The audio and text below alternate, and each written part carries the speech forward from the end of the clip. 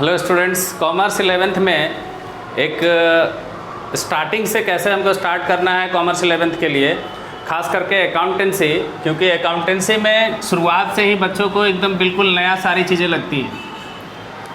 Accountancy जब हम लोग पढ़ना स्टार्ट करते हैं 11th अकाउंटेंसी का कोई चैप्टर, और चैप्टर पहले कोई दूसरा तो लिया नहीं जा सकता है। सबसे पहले शुरुआत में चैप्टर 1 ही लेंगे, और चैप्टर 1 को समझाने के लिए सबसे पहला बात हम क्या बताते हैं बच्चों को, है तो पहले की मीनिंग ऑफ अकाउंटेंसी क्या है, लेकिन सबसे पहले यहाँ पर हम आज आप चर्चा करेंगे कि right differentiate between book keeping and accounting. Book keeping and accounting. चलिए, इसमें क्या आएगा, बुक कीपिंग तो आप समझ ही जाएंगे, साथ में अकाउंटिंग भी समझ जाएंगे कि बुक कीपिंग किसको कहा जाता है और अकाउंटिंग किसको कहा जाता है। 11th अकाउंटेंसी चैप्टर 1 पहला क्वेश्चन आपके सामने रखा जा रहा है कि बुक कीपिंग क्या है और अकाउंटिंग क्या है। बुक कीपिंग क्या है, इसको हिंदी में, अगर हिंदी मीडियम वाले स्टूडेंट हैं तो उनके लिए लिख दिया जा रहा है कि पुस्तपालन बोलते हैं इसको, बुक कीपिंग को, और इसको बोलते हैं लेखांकन। चलिए, सबसे पहले एक अंतर बता दें कि जब भी आप कॉमर्स पढ़ना स्टार्ट करते हैं ना, कॉमर्स बिल्कुल आपके लिए एक नया स्ट्रीम है। खास करके 10th पास जितने भी बच्चे अभी कॉमर्स ले रहे हैं उनके लिए अकाउंटेंसी बिल्कुल न्यू सब्जेक्ट है, क्योंकि 10th से पहले ना तो वो BST पढ़े हैं ना वो अकाउंटेंसी पढ़े हैं। इकोनॉमिक्स का कुछ पार्ट उनको पढ़ाया जाता है, लेकिन अकाउंटेंसी बिल्कुल उनके लिए नया है। तो आइए बच्चों, आपको कोई दिक्कत और कोई परेशानी नहीं हो, इसके लिए हम एक तरीका ढूंढे हैं कि कैसे बच्चों को बेसिक वे में एकदम आसान तरीके से कैसे समझाया जाए कि बुक कीपिंग क्या है, अकाउंटिंग क्या है। जब भी आप कॉमर्स लेते हैं ना, तो उसमें एक चीज़ का ध्यान रखना कि कॉमर्स वाले बच्चे, कॉमर्स को हिंदी में वाणिज्य कहा जाता है। कई बार आपको ये नहीं पता होता है कि कॉमर्स का मतलब क्या है। कॉमर्स वाले बच्चे क्या बोलेंगे, कॉमर्स को हिंदी में वाणिज्य। वाणिज्य एक पर्यायवाची शब्द है, आप इसको ऐसे व्यापार भी कह सकते हैं, यानी बिजनेस से रिलेटेड हर एक टॉपिक को हम लोग यहाँ डिस्कस करेंगे, चाहे वो व्यापार करने की बात हो, चाहे व्यापार एक्टिविटी या व्यापारिक ट्रांजैक्शंस या बिजनेस ट्रांजैक्शन से जो हिसाब किताब है उसको मेंटेन करने का बात हो। तो अकाउंटेंसी में मूल रूप से बिजनेस ट्रांजैक्शन से जुड़े हुए जितने भी लेन देन होते हैं, ट्रांजैक्शंस होते हैं, खास करके कैसे ट्रांजैक्शंस, फिनेंशियल टर्म्स, जो पैसे से लेन देन होते हैं, जो लेन देन हम पैसे ले करके या दे करके करते हैं, चाहे वो उधार हो या नगद हो, वो सारे लेन देन को हम जब एक सिस्टमैटिक वे में लिखते हैं, उसको कंप्लीट करते हैं, ताकि पता चले कि व्यापार का प्रॉफिट क्या है, लॉस क्या है, व्यापार के पास एसेट्स क्या है, लायबिलिटीज़ क्या है। तो उसके लिए हमको अकाउंटिंग या अकाउंटेंसी का प्रयोग करना पड़ता है। तो अगर आप सोचते होंगे कि अकाउंटिंग करने से पहले भी कोई काम है, हाँ सर कोई काम है। देखिए क्या काम है।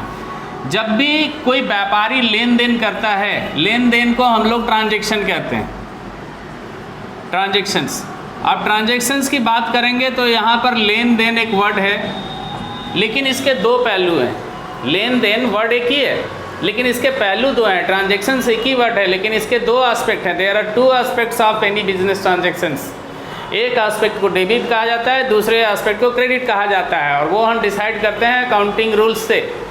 तो अभी वहाँ नहीं जाना है, अभी फ़िलहाल यहीं रहना है कि बिजनेस ट्रांजैक्शंस जब भी होता है तो उसको बच्चों को कैसे समझाया जाए कि वो कौन सा पार्ट बुक कीपिंग कहलाएगा और कौन सा पार्ट अकाउंटिंग कहलाएगा। अब अकाउंटिंग जब आप पढ़ेंगे तो बहुत सारे rules, regulation, concept, conventions, principle, ये सारे चीज़ें आपको आगे पढ़ाए जाएंगे बच्चों। लेकिन यहाँ पर बिजनेस ट्रांजैक्शंस की जब हम बात करें कि कोई बिजनेस ट्रांजैक्शंस अगर हो रहा है, व्यापारिक लेन देन अगर हो रहा है, तो उस व्यापारिक लेन देन को हम कैसे लिखते हैं। बच्चा जब स्कूल जाता है तो अपने स्कूल में एक कॉपी लेके जाता है जिसको हम रफ बुक कहते हैं, याद है, रफ कहते हैं। और आप एक फेयर भी करते हैं ना, रफ भी करते हैं और क्या करते हैं, फेयर भी करते हैं। यहाँ बच्चे जो बैठे हुए हैं क्लास में, क्योंकि केवल वीडियो नहीं बन रहा है, यहाँ क्लास में बच्चे बैठे हुए हैं एक तरह से, तो यहाँ रफ बुक का मतलब आप क्या समझते थे, जरा ये हमको बता दीजिए तो। रफ किसको कहते थे? जहाँ, हाँ बोलिए, जो लिखाया जा रहा है सब लिखते जा रहे हैं और घर जाके फिर उसको अच्छे से एक पर्टिकुलर कॉपी में उसको हम नोट कर लेते थे बढ़िया से, उसको हम फेयर कहते थे, यही कहते थे ना। तो व्यापारी भी जितने भी लेन देन दिन भर का होता है उसको एक रफ पेपर पे लिखता है पहले। तो जो वो रफ पेपर पे लिखता है, बोले सर कैसे लिखता है? कोई भी भाषा में लिख सकता है, जैसे उसको समझ आ जाए। व्यापारी को जैसे समझ आ जाए, हिंदी आ जाए हिंदी लिखेगा, अंग्रेजी आ जाए तो अंग्रेजी में लिखेगा, उर्दू आ जाए तो उर्दू में लिखेगा, और किसी अन्य भाषा में आ रहा है, बंगाली में आ रहा है तो बंगाली में लिखेगा। यानी व्यापारी जब व्यापारिक लेन देन को, एक बिजनेसमैन जब बिजनेस ट्रांजैक्शंस को सामान्य भाषा में लिखे, उसको बुक कीपिंग कहते हैं। समझ में आ रहा है? अब आप उसके बारे में बोलेंगे, लेकिन पहले ही बात समझो कि बुक कीपिंग का और क्या क्या नाम हो सकता है। चलो बुक कीपिंग का कुछ नाम हम बताते हैं आपको। बुक कीपिंग का एक नाम हो सकता है रफ बुक। क्या हो सकता है जी? Rough book. दूसरा नाम बोलो, मेमोरेंडम बुक। क्या बोल सकते हैं? Memorandum book. और क्या नाम हो सकता है? Waste book. क्या बोलेंगे? Waste book. और एक नाम हो सकता है, लेकिन इतना से आपको समझ में आ गया होगा कि रफ बुक, मेमोरेंडम बुक या वेस्ट बुक, ऐसा बुक जब तक, अच्छा एक बात बताइए, रफ कॉपी जनरली में सब कुछ मिला जुला रहता है उसमें, तो बच्चा रफ कॉपी इधर उधर फिर फेंक देता है। कब? फेयर करने के बाद। फेयर कर लिया, बोला अब इसका कोई काम नहीं, इसका फेयर कर लिया, अच्छे से कर लिया। उसमें तो जैसे तैसे लिखा था, कहीं ओवर राइटिंग था, कहीं कुछ गलती भी था, है ना। उस सब को ठीक करके हम कहाँ उसको स्टोर कर लेते हैं?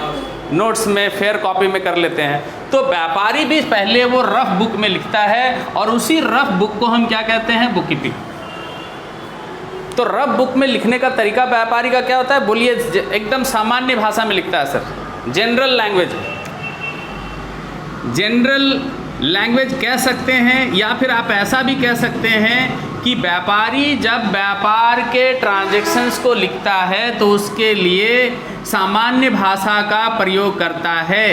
Need of general language, use of general language, ऐसा भी कह सकते हैं, use of general language, general language.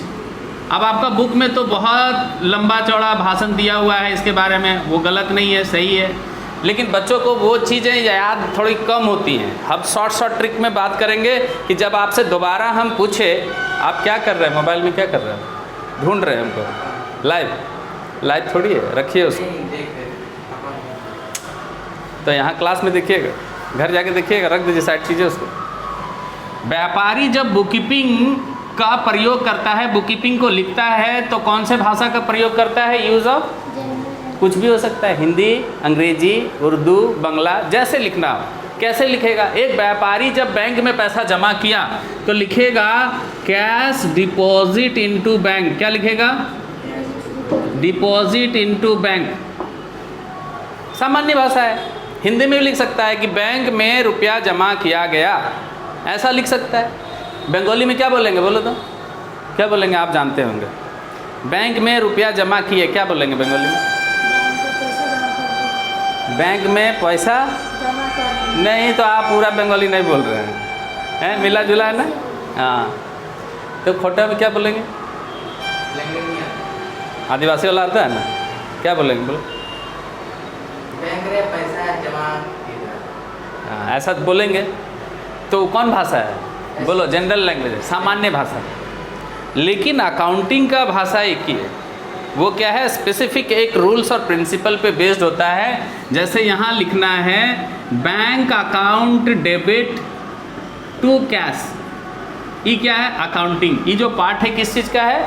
Accounting का। जब हम उसी लेन देन को एक प्रिंसिपल के आधार पर, एक रूल्स के आधार पर लिखते हैं ओरिजिनल बुक में, तो उसको हम क्या कहते हैं? अकाउंटिंग। जब तक वो रफ बुक में लिखा हुआ है वो क्या कहलाएगा? Book keeping. बोलिए, समझ में आ रहा है? जब लेन देन को रफ बुक में लिखेंगे तो उसको बुक कीपिंग कहेंगे, और जब उसको ओरिजिनल बुक्स में लिखेंगे जहाँ उसको मेंटेन करके आगे हमको बिजनेस का प्रॉफिट और लॉस जानना होगा तो उसको हम क्या कहेंगे, अकाउंटिंग। लेकिन अकाउंटिंग जो होता है वो प्रिंसिपल बेस्ड होता है, यानी उस सिद्धांतों पर आधारित होता है। अच्छा एक बात बताइए, सबसे पहले लेन देन हुआ, सबसे पहले व्यापार में क्या हुआ, लेन देन। तो लेन देन के बाद दूसरा काम हम इसको करेंगे कि इसको करेंगे, बताइए। पहले क्या करेंगे, बुक कीपिंग। इसीलिए बुक कीपिंग को प्राइमरी स्टेज भी कहा जाता है।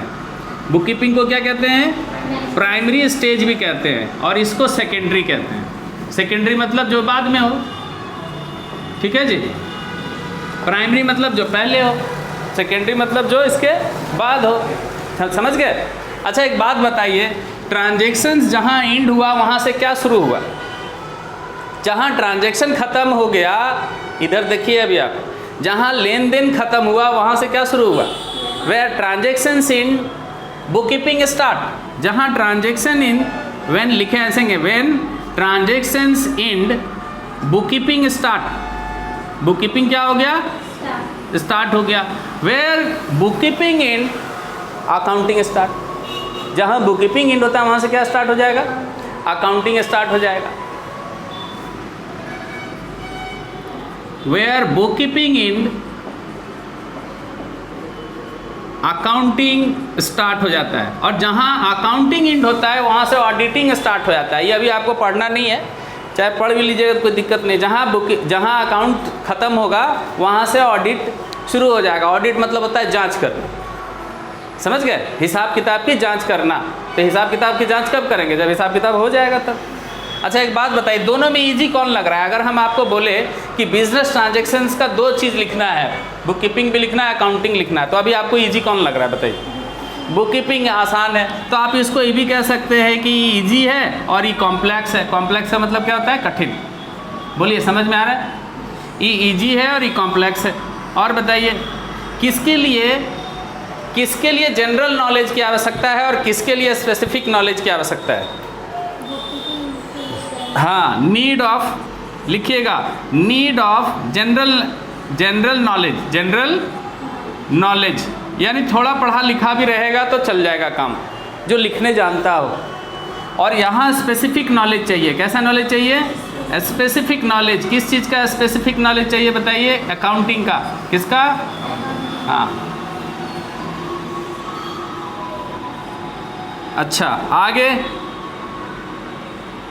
कौन वाला काम जनरली जूनियर स्टाफ करता है, कौन वाला काम जनरली सीनियर स्टाफ करता है, चलिए बताइए। कौन काम करेगा, जूनियर स्टाफ मेंटेन कर सकता है ना, जूनियर स्टाफ। और इसको मेंटेन करने के लिए जनरली अकाउंटेंट को लगाते हैं या सीनियर स्टाफ को लगाते हैं। जिसको अनुभव है काम का, जो पहले से काम को किया हुआ है, उसको लगाया जाता है। और बताइए किसके लिए, यहाँ लिख दिए, यहाँ जनरल नॉलेज या लिमिटेड नॉलेज लिख सकते हैं। लिमिटेड नॉलेज, आपका बुक लिखा है लिमिटेड, तो लिख सकते हैं यहाँ लिमिटेड नॉलेज चाहिए। यहाँ कैसा नॉलेज चाहिए, स्पेसिफिक नॉलेज चाहिए। 1 2, यहाँ से गिन सकते हैं, 1 2 3 4 5 डिफरेंस काफ़ी याद रहेगा। अब आपका बुक में तो बहुत लंबा चौड़ा 2 पेज लिखे हैं, अगर हम इसको याद करने के लिए कह दें तो आपको लगेगा कि सर इसको तो घंटों लगेगा, लेकिन 2 मिनट में कैसे याद करें। देखो अभी तुरंत बोलना है। चलो सबसे पहला 1 नंबर क्या बोलेंगे कि बुक कीपिंग कैसा स्टेज है, और ये सेकेंडरी। अच्छा, बुक कीपिंग कब स्टार्ट होगा, जब ट्रांजैक्शन ख़त्म होगा, और अकाउंटिंग कब स्टार्ट होगा, ख़त्म होगा। समझ गए। तीसरा आ जाइए, कौन ईजी है कौन कॉम्प्लेक्स है, बुक कीपिंग ईजी है और अकाउंटिंग कॉम्प्लेक्स है, थोड़ा कठिन है। अच्छा ये बताइए फिर कि किसके लिए लिमिटेड नॉलेज चाहिए, किसके लिए स्पेसिफिक नॉलेज चाहिए। बुक कीपिंग के लिए आपको लिमिटेड नॉलेज की आवश्यकता होती है और अकाउंटिंग के लिए स्पेसिफिक नॉलेज। अच्छा, कौन काम जूनियर स्टाफ कर सकता है और किसके लिए सीनियर स्टाफ की या अकाउंटेंट की आवश्यकता होती है। बुक कीपिंग के लिए जूनियर, इधर सीनियर, है ना। तो ऐसा करें, हम सामने खड़ा हो जाएं या फिर हम इधर थोड़ा साइड में हो जाएं। आप अपना कॉपी बंद करो, एक एक करके बोलना होगा। चलिए 5 अंतर बताइए, पीछे देखना नहीं है। चलिए इधर देखिए, इधर देखिए, हाँ इधर देखना है, उस साइड, इधर नहीं। पहला अंतर बताइए। प्राइमरी है, और 2 अकाउंटिंग कौन सा स्टेज है, सेकेंडरी, ठीक है। दूसरा बताइए। ट्रांजैक्शन खत्म होता है वहाँ बुककीपिंग स्टार्ट होता है और जहाँ बुककीपिंग खत्म होता है वहाँ अकाउंटिंग स्टार्ट होता है। चलिए ये भी सही है। बुककीपिंग इजी है हाँ, और अकाउंटिंग कॉम्प्लेक्स है। कॉम्प्लेक्स है। फिर लिमिटेड नॉलेज किसके लिए चाहिए? बुककीपिंग के लिए और स्पेसिफिक नॉलेज अकाउंटिंग के लिए। फिर जूनियर स्टाफ और सीनियर स्टाफ बता दीजिए। जूनियर स्टाफ बुककीपिंग करता है, सीनियर स्टाफ अकाउंट। कितना देर लगा याद करने में बताइए? आप तो घर में बहुत देर में, इतना देर में तो लिखे होंगे आप, बहुत देर लगा होगा लिखने में। यही होता है कि जब भी आप क्लास में बैठ के पढ़ते हैं ना, तो उसका एक अलग इम्पॉर्टेंस ही है, वो आपको समझ में आ रहा होगा कि सर एक बार जब आप कोई चीज़ यहाँ पढ़ाते हैं कंसेप्ट वाइज, तो वो पढ़ते पढ़ते ही याद हो जाता है। लेकिन घर में जब बैठ के आप बुक छाप रहे हैं, तो पढ़ने के बाद 2 घंटा वेस्ट हो गया आपका, फिर भी आगे बोल रही है मंजू कि सर क्लियर समझ में नहीं आया, आखिर क्या रहा। क्लियर हो गया? चलें दूसरे क्वेश्चन की ओर। चैप्टर 1 में पहला क्वेश्चन लगभग बच्चों का क्लियर है। अब हम बात करेंगे दूसरे क्वेश्चन का। देखिएगा, दूसरा क्वेश्चन में भी आपका बहुत सारा भाषण दिया हुआ है, लेकिन दूसरा क्वेश्चन भी बच्चों हम लोग इतनी आसानी से समझेंगे और पढ़ेंगे कि वो इजी वे में एकदम याद हो जाएगा, तुरंत याद होगा। देखिएगा अभी तुरंत याद होगा। आप वीडियो में बने रहिए। खास करके वीडियो हम उन बच्चों के लिए बना रहे हैं ये कि बहुत ऐसा बच्चा होता है जो 11th का क्लास बहुत देर से स्टार्ट करता है। अब वो बीच में आके बैठेगा, किसी बच्चे का किसी जब हम जर्नल पढ़ाएंगे या लेजर पढ़ाएंगे या अकाउंटिंग इक्वेशन पढ़ाएंगे या और कोई टॉपिक अकाउंट्स का पढ़ाएंगे, तो वहाँ उस बच्चे को बड़ा दिक्कत होता है कि स्टार्टिंग का मेरा छूट गया, कैसे हो गया। उन बच्चों के लिए पहले से भी मेरा वीडियो बना हुआ है, लेकिन उस वीडियो में उतना बढ़िया से पहले बहुत पुराना जब कोविड के टाइम का था तब का वीडियो बना हुआ है, तो माइक वगैरह का भी दिक्कत था, कुछ और ऐसे टेक्निकल प्रॉब्लम तो आज भी हो रहा है कुछ ना कुछ, लेकिन उसको इम्प्रूव कर रहे हैं हम लोग धीरे धीरे। और अब हम बात करेंगे आपका इसी चैप्टर से दूसरा, या तो बात करेंगे ब्रांचेस ऑफ अकाउंटिंग। देखिए यहाँ ब्रांचेस ऑफ अकाउंटिंग की बात करेंगे, ब्रांचेस ऑफ अकाउंटिंग, या इसको हम सब फील्ड ऑफ अकाउंटिंग भी कहते हैं, सब फील्ड ऑफ अकाउंटिंग भी कहते हैं। अब बोलेंगे सर इसका और कोई नाम? हाँ, टाइप्स ऑफ अकाउंटिंग भी कहा गया है। देखिए आपका बुक में शायद लिखा हुआ मिल जाए, बुक में है लिखा हुआ सब field of accounting, branches of accounting, types of accounting, ऐसा बोला जा सकता है। समझ गए? अब आइए कि ब्रांचेस ऑफ अकाउंटिंग मुख्य रूप से कि अकाउंट्स के कौन कौन सी शाखाएं होती हैं। अकाउंट्स के मुख्यतः 3 शाखाएं होती हैं। ऐसे एडिशनल आप जोड़ते जाइए, आजकल बहुत सारा जुड़ गया है। डीके गोयल का बुक लेंगे तो वहाँ 5 देखने को मिलेगा, कोई और राइटर का बुक लेंगे कहीं 7 मिल जाएगा। मुख्य रूप से 3 होता है, एडिशनल आप जितना बढ़ा दीजिए। समझ गए? लेकिन डीके गोयल का बुक स्पेसिफिक नॉलेज के लिए ठीक है फिलहाल, तो आप वहाँ ये बात को कह सकते हैं कि जो अकाउंटिंग का पहला जो ब्रांच है उसको हम फाइनेंशियल अकाउंटिंग कहते हैं, फाइनेंशियल अकाउंटिंग पहले ब्रांच को कहते हैं। दूसरा ब्रांच जो है वो कॉस्ट अकाउंटिंग होता है, कॉस्ट अकाउंटिंग। जो तीसरा ब्रांच होता है उसको हम मैनेजमेंट अकाउंटिंग कहते हैं, मैनेजमेंट अकाउंटिंग। और जो चौथा ब्रांच होता है उसको हम लोग टैक्स अकाउंटिंग कहते हैं। और जो आपका बुक में 5वां लिखा हुआ होगा उसको सोशल रेस्पॉन्सिबिलिटी अकाउंटिंग कहते हैं, सोशल रेस्पॉन्सिबिलिटी अकाउंटिंग।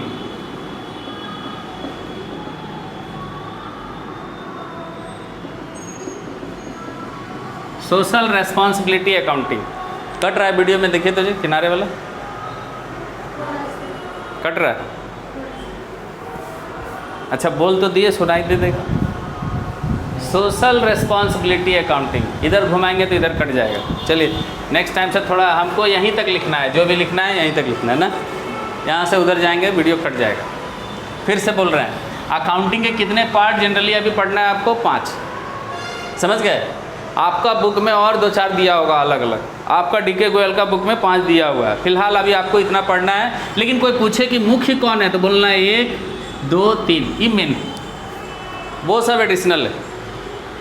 एक बात बताइए, ब्रांच अकाउंटिंग पढ़ाने से पहले हम बच्चों को पूछते हैं कि आप बताइएगा, अगर अपने घर में आप अकेले हो तो आपका खाना कौन बनाएगा, आपका घर कौन साफ़ करेगा, आपका जो कपड़ा है वो साफ़ कौन करेगा, घर के और काम कौन करेंगे? अकेले हैं तो बोले सब खुद करेंगे, सब खुद करेंगे। लेकिन आपके घर में 100, 200, 500 लोग आ जाए तो 85 लोग आ जाए, 20 लोग आ जाए तो क्या करेंगे? अकेले कर पाएंगे सबका काम? तो आप क्या करते हैं उस समय? काम को बांट देते हैं कि आप ऐसा करो, बर्तन साफ़ कर लो, आप ऐसा करो, घर साफ़ कर लो, एक आदमी खाना बनाने चले जाओ, एक आदमी बाज़ार सब्जी लाने चले जाओ। ऐसे काम को क्या करते हैं? बांट देते हैं। अकाउंटिंग को काम के आधार पर बांटा गया। अकाउंटिंग को कैसे बांटा गया? कार्य के आधार पर। तो आप कहिएगा सर अकाउंटिंग का प्रयोग होता कहाँ है? व्यापार में। कहाँ होता है? व्यापार में, बिजनेस में अकाउंटिंग का प्रयोग होता है। तो कैसे काम को बांटा गया? एक सिंपल एग्जांपल अगर दे कि आज के डेट में अगर सूरज एक दुकान खोल ले, छोटा सा दुकान स्टार्ट करे, मान लो एक छोटा सा दुकान स्टार्ट करे, तो सब काम कौन करेगा? दुकान खोलेगा कौन? सूरज। बंद कौन करेगा? सूरज। अच्छा, माल कौन लाएगा दुकान में? यही लाएगा। कस्टमर को डील कौन करेगा? यही करेगा। किसी के यहाँ बकाया है तो पैसा मांगने कौन जाएगा? यही जाएगा। अपना हिसाब किताब कौन रखेगा? बोलो हम ही रखेंगे। इसके अलावा कोई प्रोडक्ट तुम बना रहे हो तो उसका प्राइस फिक्स कौन करेगा? बोलो हम ही करेंगे। अच्छा, कस्टमर को बुलाने के लिए अलग अलग तरह के योजनाएं कौन बनाएगा?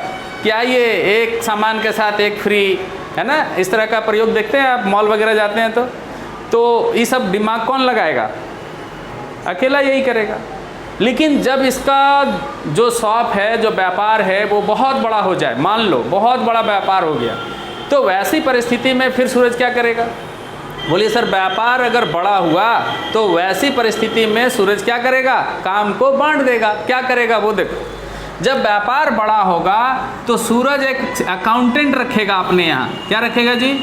अकाउंटेंट रखेगा, और उसका मुख्य काम रहेगा हिसाब किताब करना।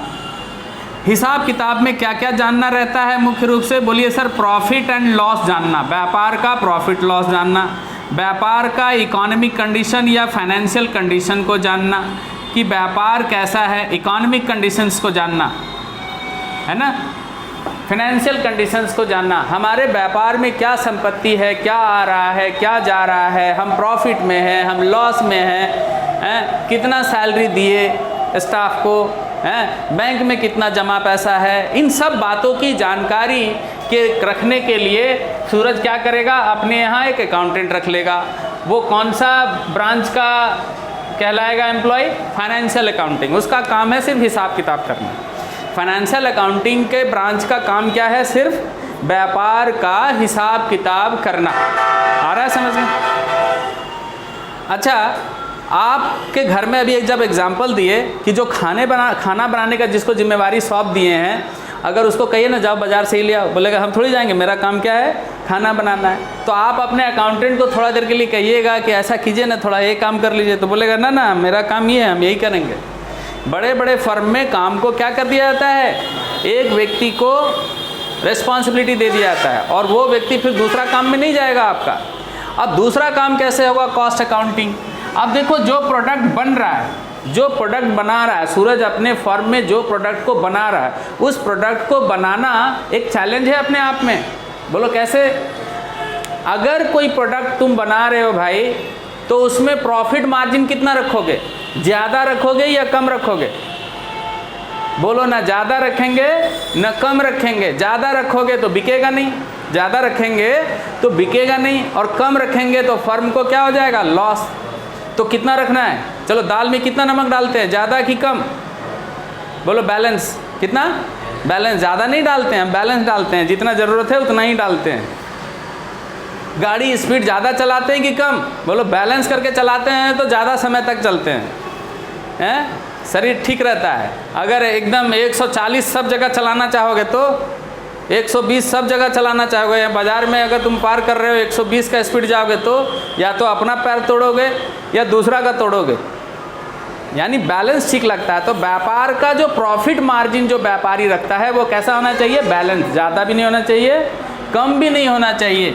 तो प्राइस जो डिटर्मिनेशन होता है, प्राइस फिक्स करने का काम कौन करता है? Cost accounting. कॉस्ट अकाउंटेंट का जो काम है, उसका काम क्या है? आपके प्रोडक्ट का प्राइस फिक्स करना। आप जितना प्रोडक्ट बना रहे हो उस टोटल प्रोडक्ट का टोटल कॉस्ट कितना आया, टोटल कीमत कितना हुआ। आप सोच रहे हैं कि अगर ये पेन जहाँ बना होगा, एक बना होगा क्या, एक साथ 1 लाख, 1,000, 10,000, 20,000, 50,000 पेन बना होगा, तो ये टोटल पेन का कॉस्ट कितना पड़ा कंपनी तो जरूर जानना चाहेगा, क्योंकि उसी आधार पर इसका क्या करना है, प्राइस फिक्स करना है। समझ रहे हैं? तो ये एक बहुत चैलेंजिंग काम होता है। तो प्राइस फिक्स करना, टोटल कॉस्ट जानना, एक यूनिट का कॉस्ट जानना, पर यूनिट का कॉस्ट जानना, ये सारा काम का जिम्मेवारी किसके ऊपर होता है, बोलो कॉस्ट अकाउंटेंट के ऊपर। कॉस्ट अकाउंटिंग ब्रांच का क्या काम है, प्राइस फिक्स करना, टोटल कॉस्ट जानना, पर यूनिट प्राइस जानना, कॉस्ट को रिड्यूस करना, और भी बहुत सारी बातें आप आगे पढ़िएगा इसके बारे में, लेकिन फिलहाल समझ में आ रहा है।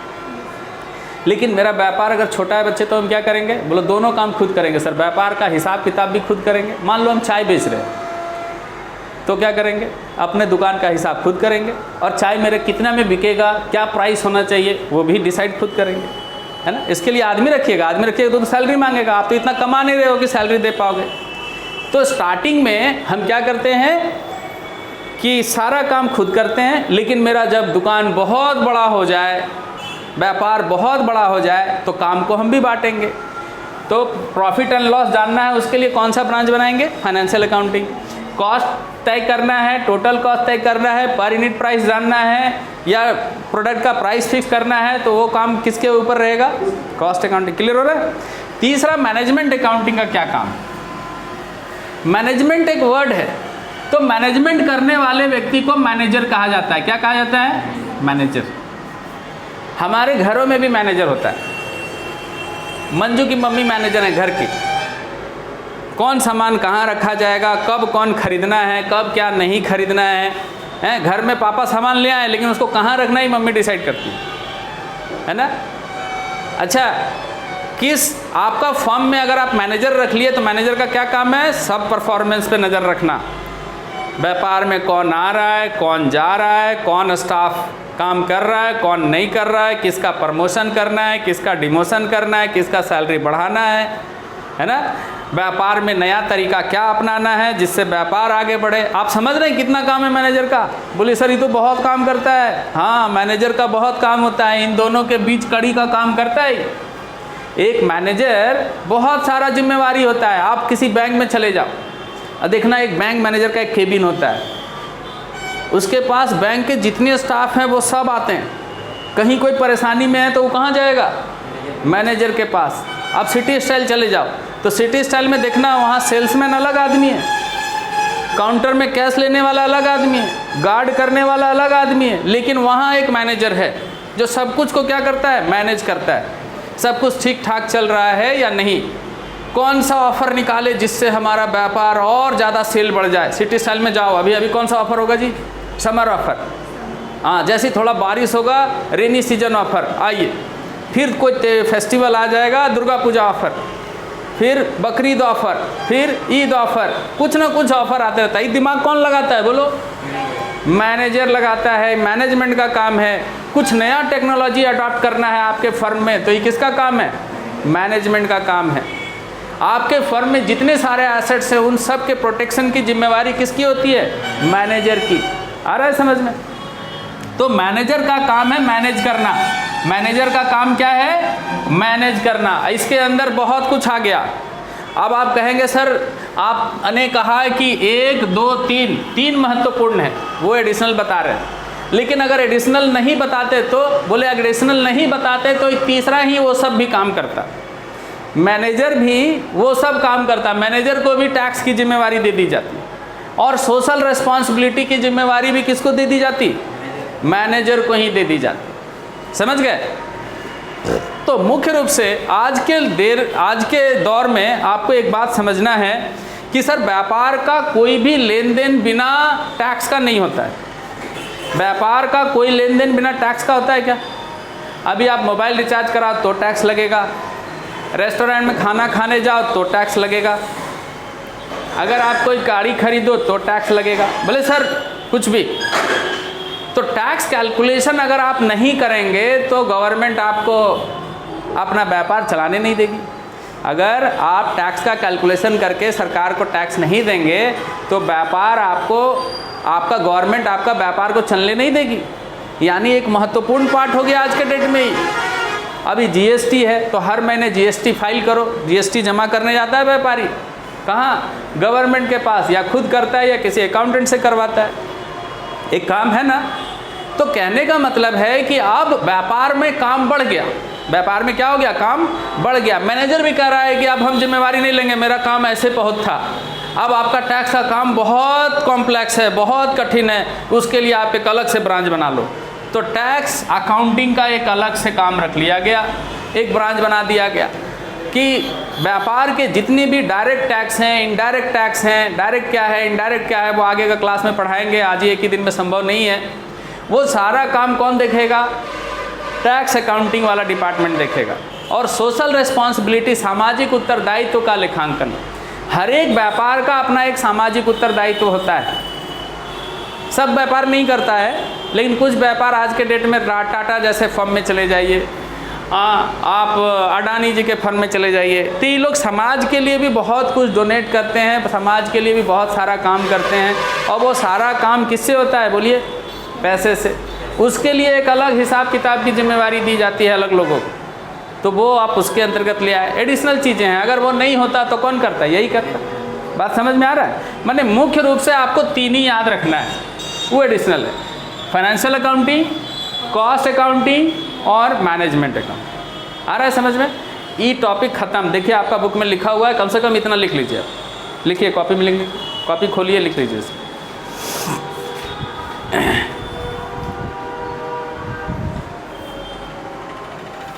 बच्चों, आप जो भी 11th का क्लास स्टार्ट कर रहे हैं, 1 बाय 1 अगर किसी का छूट जाए, मान लीजिए कुछ टॉपिक, तो फिर हम क्या करेंगे, इसी तरीके से छोटा छोटा वीडियो बना के आपको देंगे। लंबा वीडियो बनाएंगे, वो भी आप नहीं देखिएगा। अगर वीडियो में आपको लग रहा है कि वो लेंदी है, बड़ा है, तो आप उसको स्पीड में चलाइए, स्पीड में चला के देखिए। लेकिन आपका कंसेप्ट लगभग क्लियर हो जाएगा। आधा घंटा अगर आप समय देंगे तो बेसिक बातें आपको समझ में आ जाएंगी। क्योंकि देखो क्या होता है ना कि 11 का बैच जब स्टार्ट होता है तो बच्चे रोज़ कभी 1 आते हैं, कभी 2 आते हैं, कभी 3 आते हैं, कभी 4 आते हैं, फिर धीरे धीरे बढ़ते हैं लोग। तब जाकर के 2-3 महीने में फिर बैच वो बन जाता है। कई बार ऐसा होता है कि समय लगता है। तो जो बच्चे लास्ट में आए हुए हैं तो उनको थोड़ा दिक्कत होता है कि भाई हम बेसिक तो जानते नहीं हैं। तो वैसे बच्चों के लिए अगर हम बेसिक फिर से पढ़ा रहे हैं क्लास में, रिवीजन के तौर पे पढ़ाएं हैं तो बात अलग है, लेकिन फिर से पढ़ा रहे हैं तो जो पुराने बच्चे हैं उनको दिक्कत होता है, इसलिए कि उसका स्कूल में टेस्ट शुरू हो गया है। अब जो चैप्टर का टेस्ट होना है वो पढ़ना चाहता है। तो उन बच्चों के लिए खास तौर से वीडियो बनाया गया है ताकि आपको ऐसा नहीं लगे कि पीछे का आपको बेसिक कुछ नहीं आता है। स्टार्टिंग का सब का वीडियो थोड़ा थोड़ा बनाएंगे और मेरे क्लास में शुरू से पढ़ने वाले जो बच्चे हैं उनको भी दिक्कत नहीं होना चाहिए। अगर एक बार में नहीं समझ में आया है तो वो वीडियो के माध्यम से 2 बार, 3 बार, 4 बार देखिए और कॉन्सेप्ट को क्लियर रखिए। चलिए आज के लिए इतना ही, 11th कॉमर्स के बच्चों के लिए।